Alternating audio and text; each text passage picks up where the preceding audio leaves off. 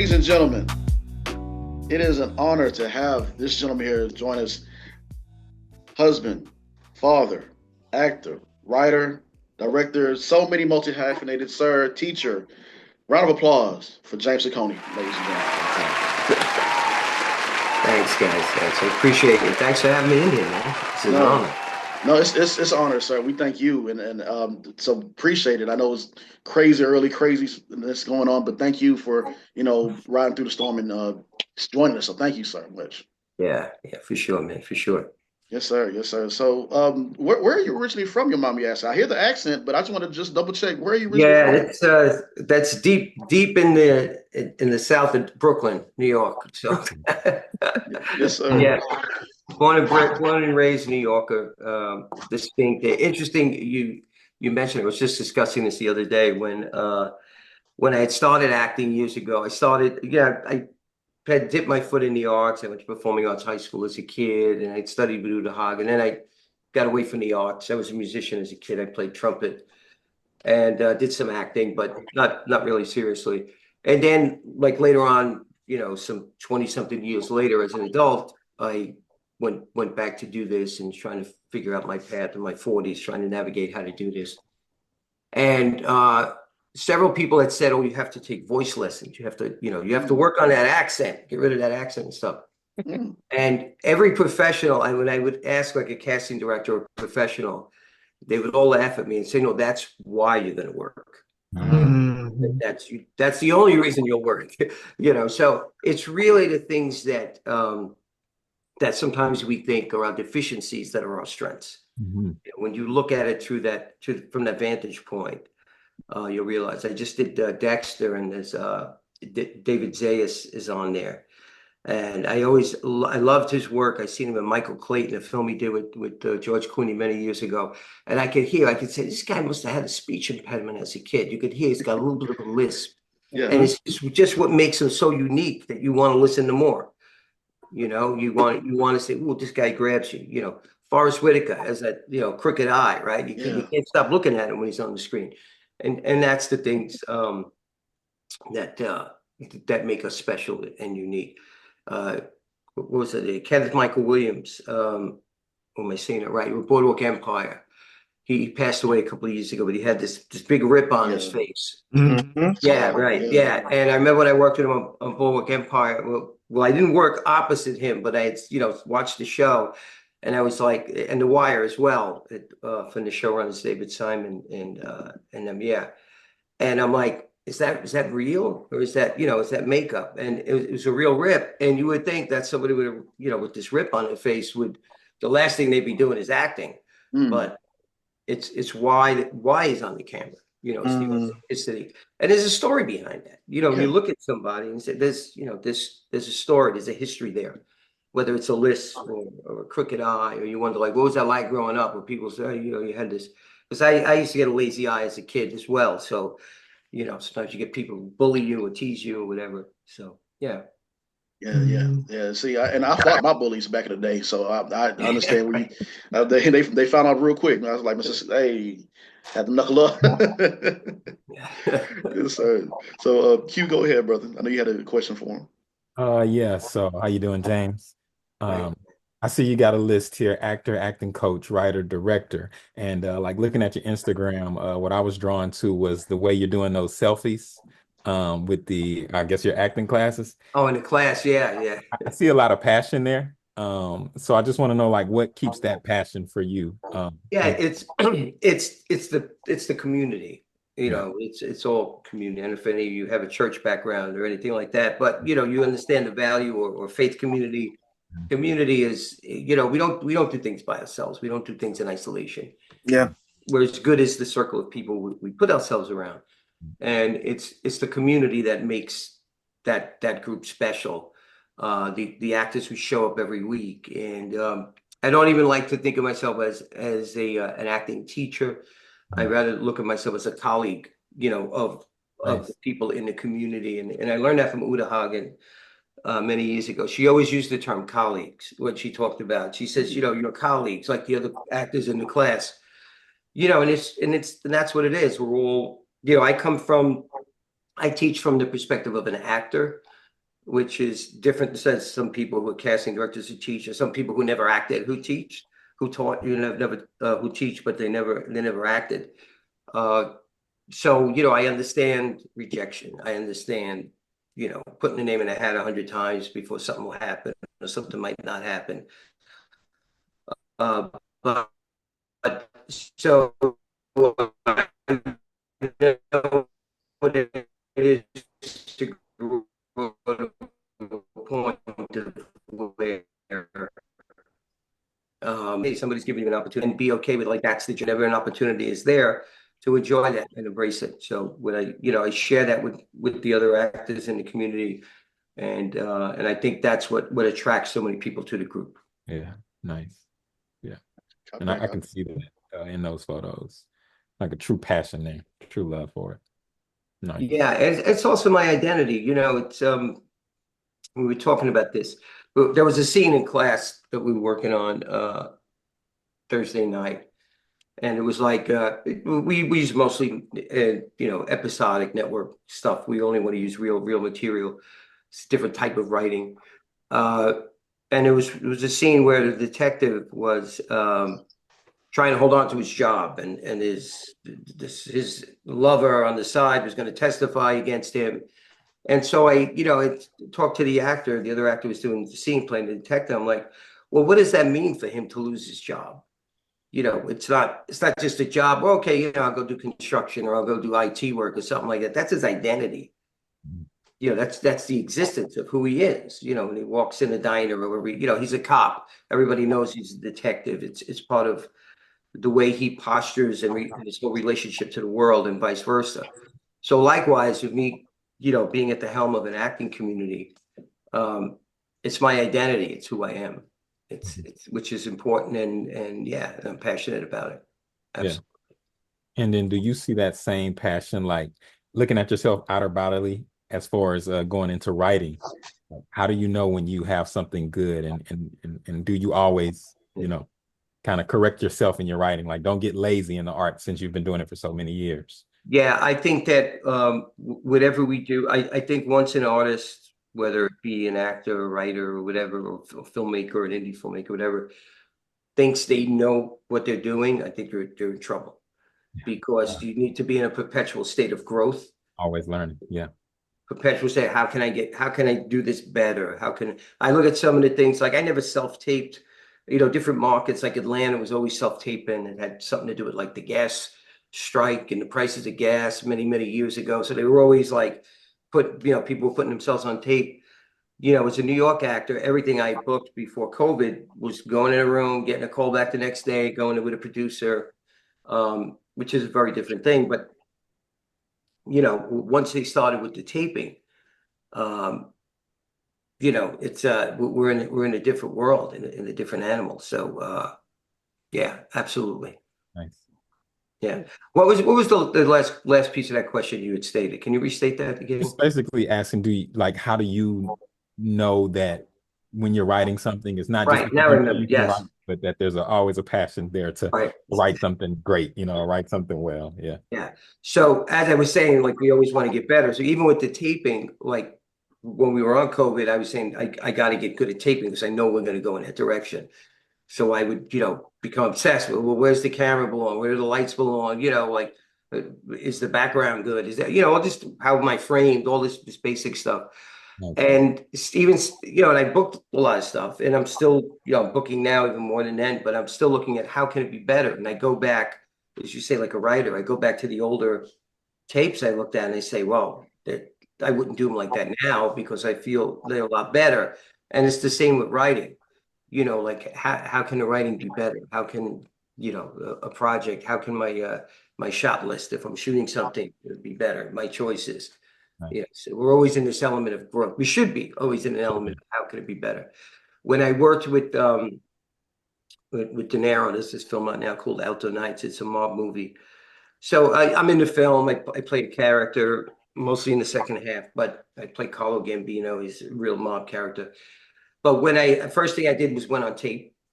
And then they said, save the date. I didn't know if I was going to get a line. I didn't know nothing. Then I went into screen test with him. to actually go in and work on these scenes with him and Barry Levinson, the director, great Academy Award director, Rain Man, Dope Sick, right, Euphoria, all that stuff. And then I went back again to work with him for another 25 minutes because he's playing two characters. So I had to, he's playing opposite himself with prosthetics, but he needed another actor to do those scenes with him.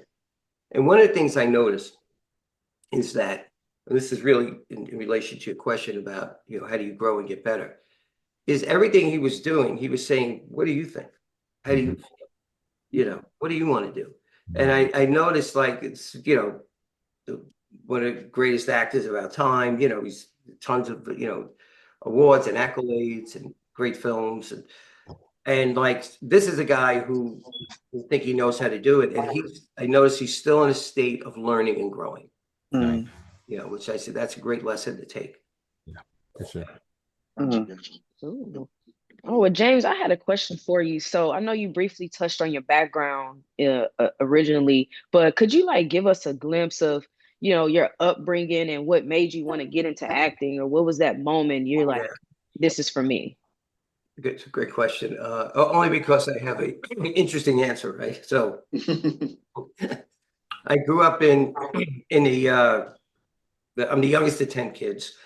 Wow. So we grew up hard. We grew up poor. My dad died when I was young. So, single mom raised us. It's kind of crazy and stuff, but there's a lot of love there. So, yeah. And, as I said, I played trumpet. I still play a little bit. I'm looking at Cool. but yeah, so I kind of escaped into the arts, into the music and that sort of thing. I went to that famed school when I did the movie, like performing arts. In fact, when I was there, it was the year they were filming the movie, but we didn't even know what they were doing. They had used some exterior shots and stuff.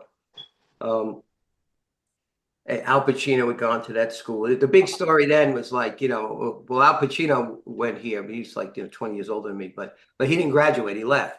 So everybody was like, well, Pacino can drop out, right? Make it, so yeah, well, I can drop out too. So I had, kind of went on through life trying to figure out what I was doing, some bad choices here, there, and stuff like that, like most of us will make in life. And anyway, I wound up in seminary, and I was in New York Theological Seminary's Master of Divinity program. And so I was in the life of the church, and I had gone through the Master of Divinity program, and then they invited me into the doctorate program. So I did the doctorate ministry program. And so public schools have what we call substitute teachers, right? Mm-hmm. So when pastors go on vacation or they're out sick, they have what's called pulpit supply. So I was doing, I wasn't ordained, I was considering it, but I was doing pulpit supply. So I would go into, it's like the acting community. There's a church community. All the pastors know each other. All the actors know each other. So I was doing, in the summer, I would preach for a pastor who was away with family or something like that. I would go in and do pulpit supply. And, it's kind of like, you write this monologue, right? You get off book and you go up and perform. Like it's really not, it's just standing up in front of a group of people and just doing it in front of the church. So I was doing some soul searching and saying, well, what is it I really want to do? Is this really the commitment I want to make?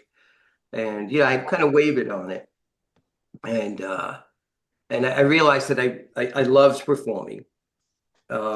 And that's when I went and answered the calling of acting instead of the calling of the ministry, I guess you could say. Okay. So do you approach, I know you said you did theater, do you approach film and theater differently, or do you kind of keep the same mindset going into it? No, it's very different. There are some people like a great acting teacher and friend, Ross Meyerson, casting director. He actually cast Dexter. He said, he says there's no difference. Like, good acting is good acting, and I get that. But the difference in doing it is, and Sam Jackson says this too. He says, like, in a film, and we all know this, in a film we're going to shoot stuff backwards, or wherever we get the locations that make sense. You might be shooting page 20, page 60, and page 80 in one day in that apartment location or whatever it is. So theater it's kind of like it's just the journey of a story that starts from here and then it goes and to the end. So the character is going to live this life and this journey in this 2-hour period that's going to be changed in sequence of the writing. That's what's going to happen. And it's one piece that's going through. So it's a very different way of, I think, feeling and being present. Theater also is, of course, the body's the instrument. The movement, the physicality is very different than in front of the camera.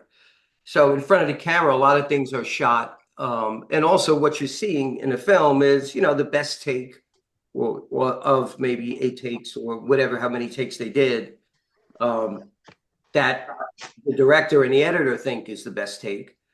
So you have no control over that. The Denzel says, you could think you're crushing it and this and that. And like, you can't think that way because, when you see it on the film, they might be looking at your feet or something at that moment or your hands, like, you just don't know. So, Yeah. But for the camera, everything is much smaller, so much smaller. And this is why. Yeah, Ronson talks about that. Yeah. Yeah. Yeah. If you want to book film and television, you almost have to be invisible. Because if they want to create a big moment, all you have to do is stand there and they put a little music in. Okay. Oh, here it is. So you really have to, and a lot of like newer, younger actors will be under the impression that, hey, like I have to have this big moment because it says in the action is like, this big element of fear comes over him. Yeah. And well, they can film a television, they could create that element of fear with just, a lighting cue, a little music underneath, and the push in with the camera, Yeah. and all you have to do is stand there. So, directors, they know that and understand that, and they're really looking for the actor who knows and understands that. And, like when we shot Dexter this week, there's a lot of little, the blocking, right? So you get on set and you're worried about, a new actor be all worried about their lines. Okay, I know my lines, I got my lines. And then when you get there, you realize that's not as important as the blocking. Like, Yes. come over, hit this mark, go here, hold up this straight, hold it up for the camera so we could see it really well. And if you hold it this way, it's wrong. Or if you manipulate the prop, it's wrong. So those little intricacies of hitting your mark. And there's what's his name? My friend, what's his name? I have the book here. I might have put it back on the shelf. But he's an Emmy Award-winning editor, and he wrote a book, How to Avoid the Cutting Room Floor. And pretty much what he says in the book is that, hey, look, we love actors and we don't want to cut actors out. Now, sometimes, particularly doing that couple of line co-star, of course, you want all 3 or 4 of your lines to be on camera, but it might not be, it might be more the reaction, this or that. And sometimes because of time, especially like network TV has to fit in that, 42 minutes of airtime and 18 minutes of commercial, or whatever the number is, right? Right. So that you don't have control over. He says, but the biggest reason why actors get cut is they miss their mark and they mess up their eye line. So like when there's a mark on the floor, you have to hit it. The focus puller is not the guy in the camera, it's somebody over there handling a wheel, and the second team stands in and they mark the shots and that focus is locked. And then when you come in to do it, if you miss that mark, the shot's going to be out of focus. If you miss the eye line, you're supposed to be looking here and you're looking here, the match shot in the edit doesn't really work. So it's more of this ballet of, being able to move on camera in these little boxes and these little tight shots. Whereas theater is you have this whole world of using your body and movement to project to the audience, and just film and television is a very different piece. It's a very different thing. James, I love, I just love that. And it's cool because I'm an acting coach as well. SAG eligible. I've been on some SAG sets, and but my main thing is my main niche is catered towards beginner actors, specifically actors who I love self-tapes. When I actually got signed with my agency was right when COVID happened. So I had only one in-person audition. So I've always noticed that when I talk to more experienced and seasoned actors in the business like yourself, you guys, talk about the history of being in the room. And when I started, I had to learn how to be comfortable with tapes. And I hear actors all the time talk about how they miss being in the room. So I have two questions. My first question for you is, what is one thing that you think takes a self-tape from good to great? I mean, one that gets you pinned, one that gets that avail check, one that gets that callback. So it's a couple of things that I see actors blunder with, right? So the one, a couple of things. As far as the acting goes, or the technical element, there's two different pieces of it, right? Yeah. So again, I kind of answered that before. Actors think they need to be big in the context of the writing when they don't. They really need to be small. Big general mistakes with self-tape that I see is pace. Like, you hear the way we're talking, we talk pretty quick in life, and a lot of times we start talking before the other person's done talking because we know what they're saying. So there's this if our job is to create authentic behavior and to be believable, well, how do we talk in real life? We talk just, quickly. So people get on, they do a self-tape, and then their pace gets real slow like this. And a big reason too is because the reader, I see more readers sabotage people's tapes because the reader is, I get sides all over the place, but the reader is, just reading out loud. And when we read out loud, we generally read slower. So now the reader shouldn't really act the scene, which is, you don't want them to steal your scene. You don't want them to upstage the scene, but they need to push those words quickly so that your pace is going to be authentic. Right. So you see the pace. Pace is a big thing. Framing is another thing. Every audition I get says it. It should be framed like this: from the head up, no additional space. Chest the head up, no additional space. And so many people do their auditions like this, which I've seen even loosen, belly button up with space above the head. So just look at the difference how I'm talking now to you. And now, how about this guy?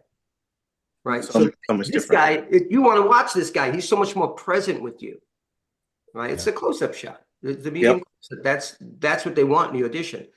But the real trick to self-taping, first of all, I always like to be on a third for the most part, because most close-up shots are on the third anyway, right? So we have generally not centered. You don't want to look into the camera. You want to be on a third, just slightly off center. But see, here's the thing. When we shoot stuff, we have all these different camera shots, right? We have like the establishing shot, the medium shot, the two-shot, yeah. Right, the track, the pan shot. We have all these things that are storytelling for the camera. But yet we get the self-tape. We have this one static shot on a tripod or whatever you're stick, right? And we just stay here. So to compensate that, what I do is I love to move in the frame. Very, very minimal.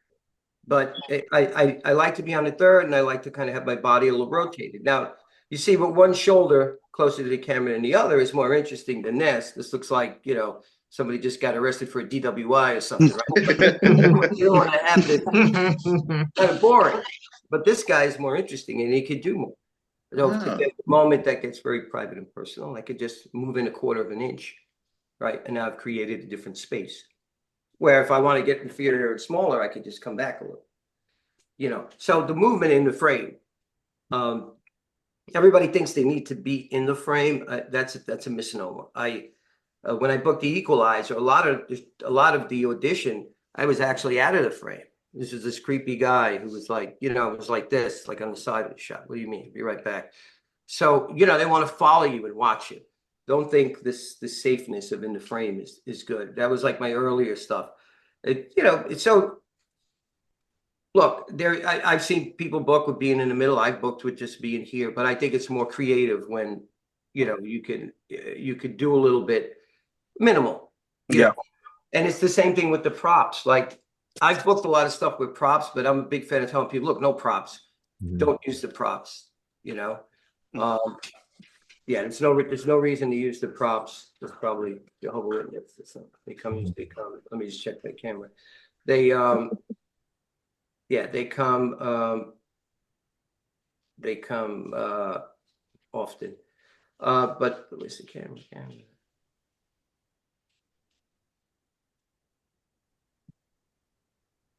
Unless it was Amazon.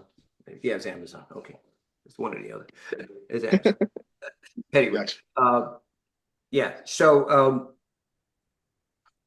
but we were just saying the props. I talked about props.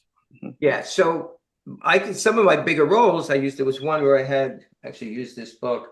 It was about the FBI Most Wanted. It was a Top Show guest started there last year.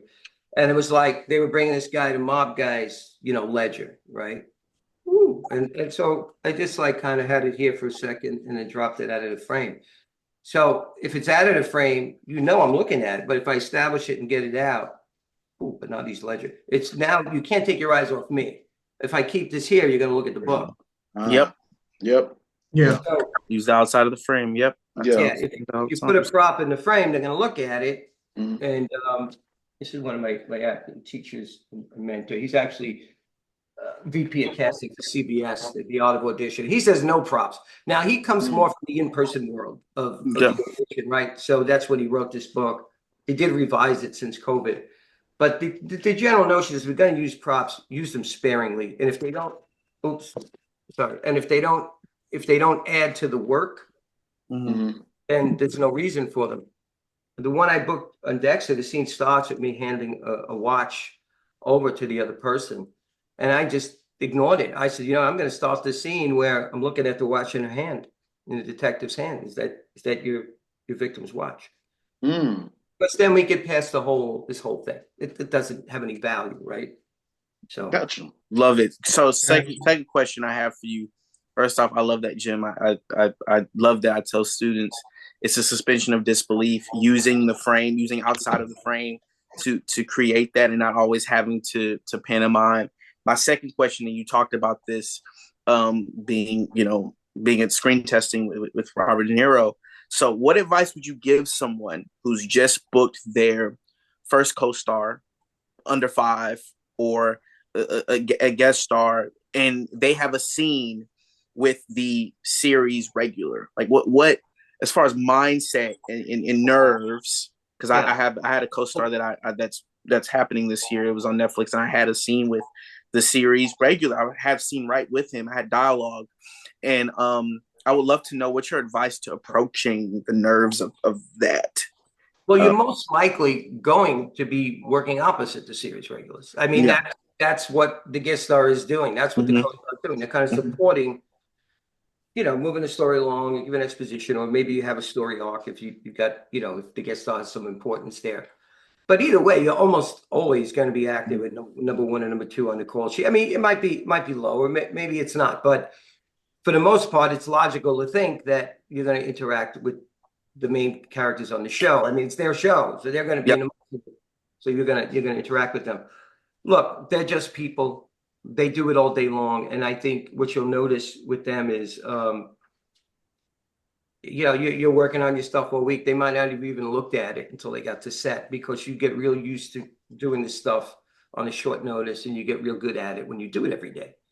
So I would, the best advice I can give is be prepared to do some blocking. If there's props as they're moving, as they're walking, practice the scene. I'm going to walk and I'm going to stop here and I'm going to turn if it's a walk and talk, because a lot of actors just worry about their lines going in, and that's going to take second place to all the other stuff we talked about before about movement. Where do I got to be? If there's prop like this one with Dexter, as soon as they told me I want you to hold up these serial killer trophy things, right? I'm going to hold them up, the camera, and across the street, whatever the scenario was. As soon as I said, give me the props. I want to get comfortable with them. So I want to keep manipulating. If you have a prop to handle, just ask the person, I want to manipulate the prop. I want to handle the prop, because perfect example, I did Blacklist years ago, a great show with James Spader, and I had a guest star. Great show. 3 or 4 scenes with him. And I was this a guy who owned a hotel, his name is Gabinelli. And he comes in, and I had set somebody up before, and then now he's going to get the drop on me. So I had to give him a room key, room number 6, when he walks in. So as soon as they, set the board up and everything was set, I say, let me get the keys. I want to, because if I'm the guy who owns that hotel for 20 years, I'm grabbing those keys off the hook, right? That's the real authentic. It can't look like it's the first time I'm pulling a key off the hook. Right. So get comfortable with the props, the movement, the environment, understand the world. And that's really important. Another thing, don't worry about, I remember I worked with a girl on Bull, And it was her first thing she booked. She went to Tisch NYU and she had like a two-liner. It was a very small thing. And she was like so nervous. I says, we're past the audition. I'm like, the part starts. They can't take it from me. We're going to be here as long as it takes. So don't even worry about it. I said, and you see like the lead making mistakes and redoing it again. And that's why, we do multiple shots. Don't worry about it. Everybody's there to support you. We're going to, it's going to do it. You mess it up. It's not a big deal. We're going to do it again.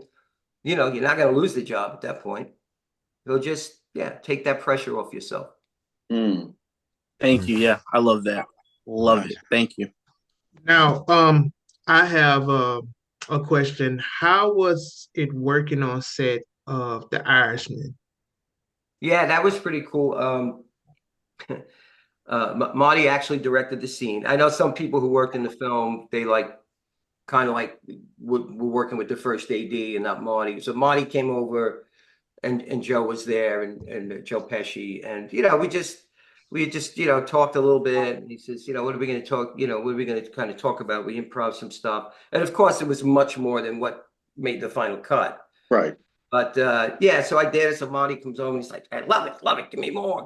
He's just like a really fun guy. He's there's no pressure with him. I mean, he gets what he wants out of people, of course, but he's just a fun, creative guy. And it was a lot of fun working on it. So I wish it was more, of course, but it was good. It was a good day working with him. And I had worked with him previously, and I'm gonna go and show this quick triangle to you guys in a second, which is something I believe in. Mm-hmm. I had worked with him he did a documentary. It was the Rolling Stone documentary. It was called Shine a Light. And he had, I think when I went in, I got out of focus, right? Let's see. It was, all right, camera working. So I had played like his detective escort or something. So I met him before and worked with him a little bit before. I'm actually in a scene with him.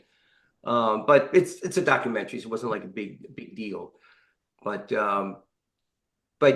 he's just a great, fun, regular, everyday guy. He's got a great sense of humor, very easy to, he manages. I'm sure he's under a lot of pressure. Like that film went over budget tremendously. It shot forever. It was very long, maybe too long.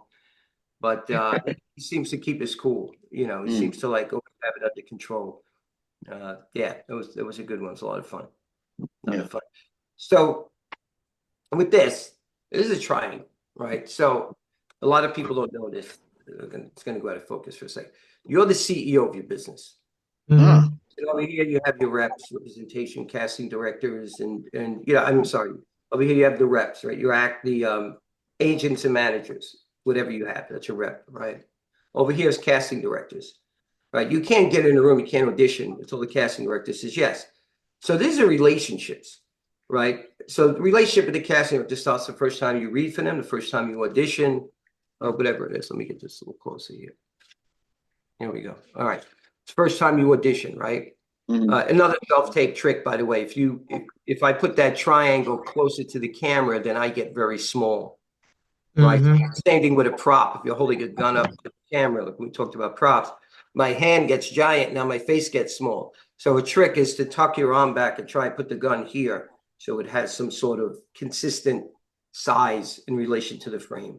You get what I'm saying? So, right, so this triangle is this size. If I put it in front, it's going to get big and my face is going to get small. So just keep that in mind with the props, where you put them, how big they get and how small they get. So the relationships. The first time you meet a casting director is the start of that relationship. First time you audition for them. First time you read for them, right? Once in you're reading, you're booking your co-star. So that casting director now has a relationship with you. Hopefully those auditions will turn into callbacks, turn into pins. Maybe they see you work on TV. Oh yeah, that guy's perfect with something I have in mind. And those, over time, this relationship gets better with the casting director, better. That's same with your rep. I know a lot of actors sitting around waiting a year. I got one audition, two audition. Because they do this. They say, oh, the agent and manager is the head of my business. No, it's not true. It's not true. And it's a big mistake to think of it that way. You're the head, you're the CEO of your business. And if this relationship ain't working, it's just like if you have a business, you have salesmen under you, salespeople under you, whatever. you got to either fix the relationship or change it. Mm. So, Mm. that's how it goes. Well, what can you do to fix a relationship with a rep? Maybe figure out how to build some sort of friendship, comradeship with them, or give them something to work with. Maybe you got some new footage, or maybe you're meeting casting directors in classes. Say, hey, I just met this person. They like my work. Keep an eye out for what they're casting. And then underneath here, you have the casting director rep relationships. And some CDs have better relationships with some reps. My agent might have a better relationship with this CD than my manager, or vice versa. So that's why it's good to have a team of people working for you in a perfect world. But you're always going to be the CEO. A lot of things I get are from me just reaching out to CDs or keeping a relationship with them and working with them in classes. That's how I got ahead. You can't get on TV unless the casting director knows you're alive. There's Mm. just no other way to it. Now, how can I know you're alive? Either from your own efforts or from the reps' efforts. So, and I think both should be working to make that. Over time, that triangle will get smaller. You get the idea. The triangle is going to get smaller over time as you get better relationships with the casting directors. And inside here is your community. Those are the people who are going to read for you and that other stuff, like the class community. That's Yeah. how it works. Yeah. Yeah. Yes, Love it. sir. James, I just want to say I appreciate you. Mhm. I also want to say that I like what you're saying because the people that you're talking to understand what you're saying. And Mhm. I don't know how much you know about Houston, but we're an overlooked city. Yeah. But we have a lot of great talent. These guys are some of the most talented, including myself. But I do have to go, so I just wanted to give you your flowers because I appreciate hearing you, and it's the things that I'm thinking about when I'm on set. So it lets me know you're letting me know that I am on the right path and that my art is basically in the right direction. And I've won some awards and stuff for it and things like that. But it's been a great talking to you. But just one thing before I go, and you'll probably answer it. I might not be on camera when you answer it, but hold on one second, because I do have to kind of take off. But it was because of a picture that I saw you have. But this right here is my vision board, right? Oh, great. And now I'm gonna pinch in. You see that person right there? Might look familiar. It's a little blurred out. Who is it? Is it? Robin Robin Williams. Williams. It looks. I was going to say it looked like George Bush to me. I don't know. Like, Robin, Robin Williams, and then there's oh, one. Robin Williams. Yeah. Yep, hold on one more. Wait, let me make sure I'm going the right way here. Oh, yeah. So he was really a person that I gravitated to just as far as his art and feeling like, Oh, oh, that's the Robin kind of person I Williams. see Yeah. myself as. So I just wanted you to just maybe drop some gems of what you learned and how it was, what we would get working with a person like that, and Queen Latifah. And like I said, I don't know if I'll be here for it, but I watched this taping back. So Yeah, for sure. yeah. So Robin Williams, I worked with him on an episode of SVU many years ago, and it's man, you just don't know what's going on inside a person, right? He Yeah. was Mhm. the nicest, generous, gracious guy, like just smiling, like and what a talent. If you see him in that movie, Good Will Hunting, where he plays like the teacher, and Yeah. like he's just really talented. I mean, to go from comedy to drama, like he could do anything. Really, really talented guy. Yeah, really nice, and it's just so sad to lose him as a talent. Yes. Yeah. Yeah, I mean, depression is real. I mean, you just don't see it coming. Yeah. Yeah, man. Yeah, I was fortunate to be able to be in his company. So yeah, absolutely. Queen Latifah she's great. I mean, she's so talented. She shows up. She just does it. Again, no preparation. It's like, what are we doing today? What is it? Da, da, da, and then she'll work it out. And that's the thing of like, being number one on the call sheet is a big responsibility. To be number one in the call sheet. And yeah, she really handles that well in terms of the work, but also in terms of making everybody else feel included. That's important. The worst thing for a set, because everybody matters on the set, whether it's the guy doing a line or the guy holding a light. And number one on the call sheet is responsibility to let that energy and that, ethic sort of trickle down on everyone. So I had played this kind of grungy super in a haunted building. And, I'd worked a week on the show because the way they shot a piece here, a piece there. So I worked three days. So I had a weekly. And so I worked with her. She was very, very nice, worked with her very nice. And then when I wrapped, I'm walking out to the parking lot and she's coming out with, I guess, her bodyguard, whoever, the person who kind of walks her around, right? And I says, Queen, let's grab a picture together. And she's like, yeah, right. I realized she doesn't know who I am. Like I had like regular clothes on, a hat on backwards. Yeah. And we take the picture and she stops and she looks at me and she's like, oh shit. She says that, because they had makeup on me, they had my hair all crazy. And damn, I didn't even realize that was you, she said. Yeah, that was fun. It was a funny moment. Yeah. She's good. Yeah. Nice. And just follow up before I go. How important, back to you and like directing, how important is it to take your time, or is there instances where you can still get the same level of artistry, putting some urgency behind it the day set, like? It's both. So, and I'll tell you what, I learned this from the guy, Larry. I worked on Joker. I was there 13 days. You don't see me in a lot of the movie, but I did get to work with Todd Phillips, and I was in the band. So we went on the music. I had to sit next to Todd Phillips a couple of days. We're not the real musicians, but we had to learn all the fingerings. You really don't see much of the band, but it was supposed to be like a heckling trumpet player. But the DP, Larry, he had said something, I was talking to him for a minute, and he's tremendous Academy Award winning. I don't know if he won the Academy Award, but he's definitely an award winning director of photography. What he said is so true. He said, filmmakers are problem solvers. He said, so because you don't know what's going to happen, right? So you be diligent with your shot list. Be really diligent to know what you want to get out of the day. Make that shot list, stay true to it as best as you can. But when things happen, like when you got an outside shoot and it starts to rain, or this or that, or you lose the light, or you lose the location at the last minute, you have to be a problem solver. And that's what he was talking about. Sometimes, especially with low budget stuff, you're getting what we call guerrilla shots, where you don't have permits. You're just trying to steal shots on streets and things like that. You have to use your creativity and always know that, look, it's not going to fail. It's just going to be a different version. We're just going to do it on our feet and get creative. So it's really both. It's really, sometimes you have to change things on the fly. Gotcha. Or sometimes you'll see something. You'll be like, wow, like look at that background. Look at that. That's a great shot. We could, use that. So yeah, just both. Yeah. Really. Most definitely, man. James, it's so many questions but I know so much time we can only share. But you've been in so many projects from TV to film, Joker, Equalizer, Alton Knights, so many. Even The Deuce, the one that you've been on, for yourself. What are some of your personal favorites as we get close to wrap up the interview? What are some of your personal favorite projects you've been? Yeah, geez, that's a tough one. The Deuce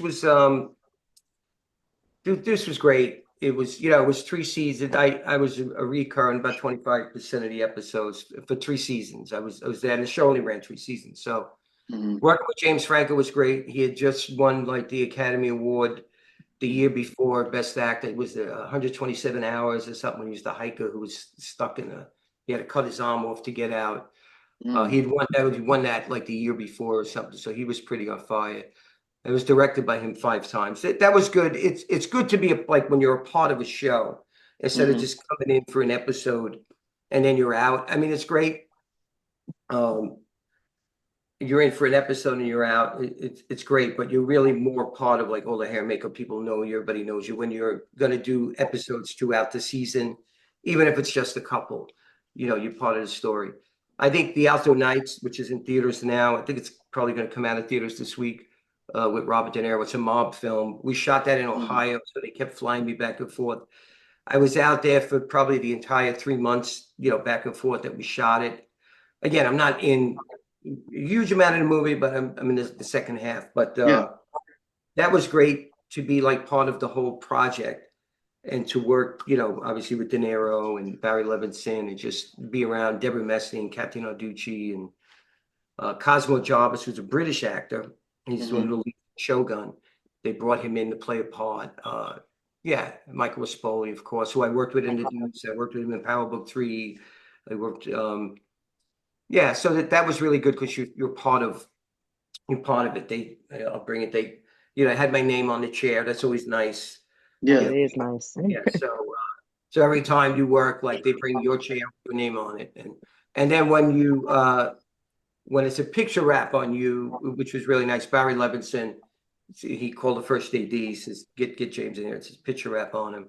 So they call you in and they say, hey, and that's a picture wrap, and everybody applauds. And then the second AD kind of presents you with the chair, with the back of the cloth thing. He says, here, this is for you.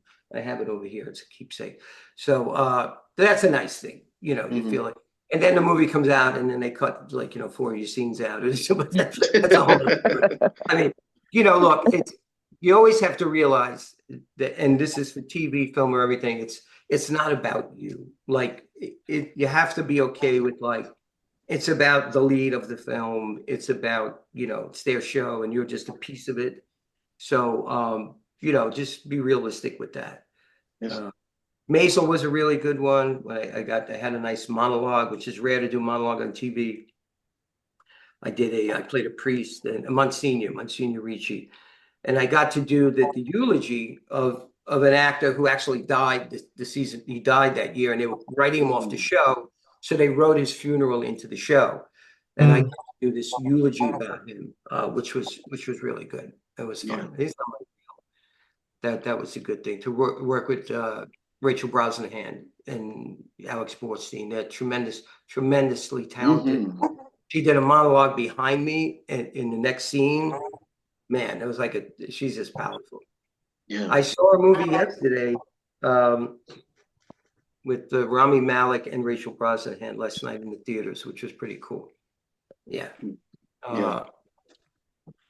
So what's something that fans would be surprised to learn about you? About me? Well, like you said, most people don't know, I went through seminary, which I said before. And that is surprising. So I just auditioned for it because I usually play the mobster. I usually play the gruff detective, the New York guy. But because I went to seminary, I was able to get that Monsignor role because I told him, I said, hey, I went to seminary. And then in Power Book 3, I play a priest doing a baptism in Latin, which the audition was really hard. I mean, when they shot it, there wasn't a lot of it. And then I just auditioned last night for another project, which is he's doing a funeral in Latin. He does the Latin mass in the funeral mass, the requiem. So that's like a special skill. Sometimes special skills sometimes can get you hired. The trumpet got me the Joker. I don't really play that well anymore, but it's enough to you know how to manipulate the instrument. One of the earlier ones I used to box when I was younger, so I understood how to move around the ring. And I played a referee in White Collar with Matt Bomer and Tim DeKay. Nice. So, yeah, that was a fun thing to be able to, that was the first part I think I did was multiple days where I had dialogue, so. And that's, look, for me, it doesn't have to be like this for everyone. It doesn't have to be where you do, you do a, how can I say it?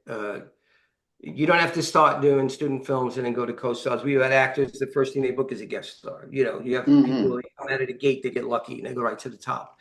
Yeah. So, but for me, it was, I started with the 2-line co-star and then 2 days, 2 episodes. And, and then sometimes, you still get offered to do a small part. So, it's work, you take it. I get my medical insurance and I'm vested in a pension to the union from, all the years just from the residuals. So I can continue to be a starving actor, as they say, got to book stuff every year to keep going. But yeah, I mean, it's hard work. You got to keep pushing. But hard work, yes. Luck, I think luck is the greatest thing you want to have. You got to have luck in this business. I would think, yeah, because you can be super talented and they never compete, right? It could be between 2 people at the end and they just pick this guy. Now he's got a career and you don't. You get that one role in a movie that it becomes like the greatest movie on the planet. And even though you have a couple of lines or it's like a cliche line or something, everybody will know you. You could have a giant part in a film that flops or like this Alto Nights didn't do very well in the reviews.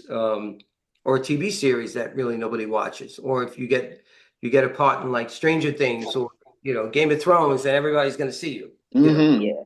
It's like not only you got to get lucky to get the part, then you got to get lucky that the show goes well. So things got to line up. It's how it Right. goes. But James, once again, I appreciate you for joining us. You have shared a lot of gems, a lot of advice. If you had, I know they're shooting something in Texas now. I think they were shooting something. tell us.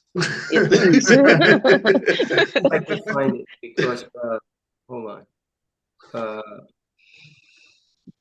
Okay, give me 1 second. I'll see if I can log into my this information that I have here.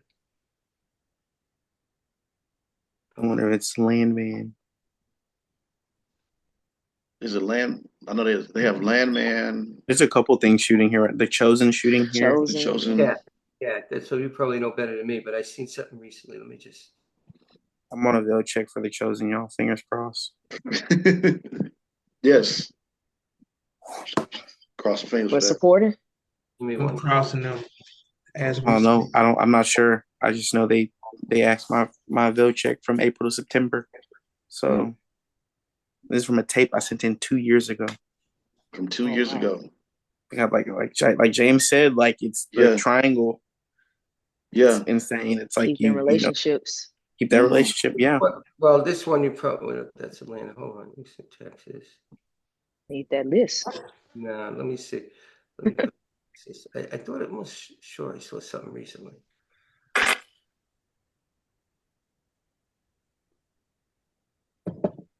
I know Matthew McConaughey and Landman.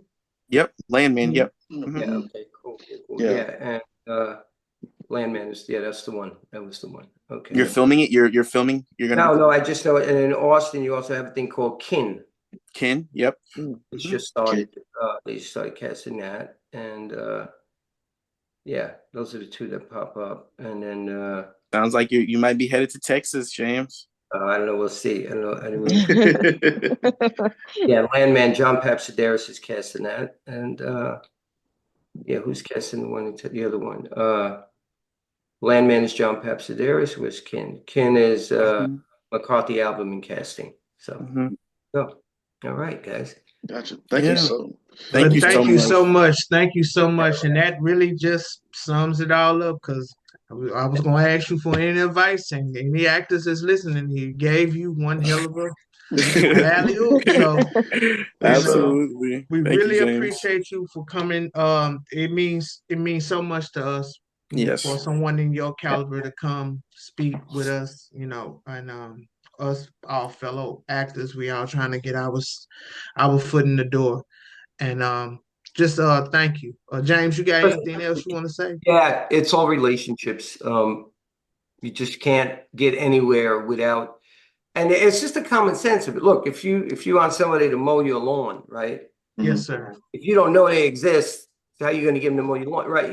I got a thing in the mail. It's like, yeah, we're 3 kids. We're looking to make money. If you need anything done, if you need whatever, your garage cleaned out or this or that, let us know. And my guy, now I know they exist, right? So I mean, the thing is, I do get a lot of things in the mailbox that I throw out, like, so it's like, and then unsolicited emails. But I think you got to get these people to know you're alive, whether it's through the rep or through your own efforts or that's right, through social. I'm not a big I never really believed much in social, but I see how powerful it can be. Yeah. Yes, sir. Yes, sir. Yeah, it's really, in the beginning, people are like, oh, you got to have Instagram. Man, it's nonsense. And now you see, No, you got to. It's a thing. It's actually a thing. Yeah, for sure. I get these people that pop up on my feed. It's like crazy. And if you watch it once, now you get all of that, some guy's telling prison stories. And he's like, oh, you get all these, he's this and he's that. I'm like, this guy's crazy. It's entertaining. It's like, I'm like, this is bizarre. Who would listen to this? I'm listening. Right. That's the thing. You sit there for more than 10 seconds. Somebody's getting an ad and somebody's getting paid. So, yep. Yes, sir. Well, once again, we greatly appreciate you. We thank you. Definitely want to respect your time. we would love for you to come back again. Yeah, If sure. you know, and thank you for the knowledge and gems you dropped. It's really going to help us out Absolutely. as young actors and everyone else. And I know your class is on usually on Thursdays, correct? Your acting But class. in person, New York City Thursdays, and then on Zoom, I do Monday, Wednesday, and Saturday. I got to start up 1.5 hours. So, yeah, we have people from all over, studying with me on Zoom. So Gotcha. that's an option for them too. Yes. All right, guys, appreciate it. We'll catch up soon. Thank you. All right.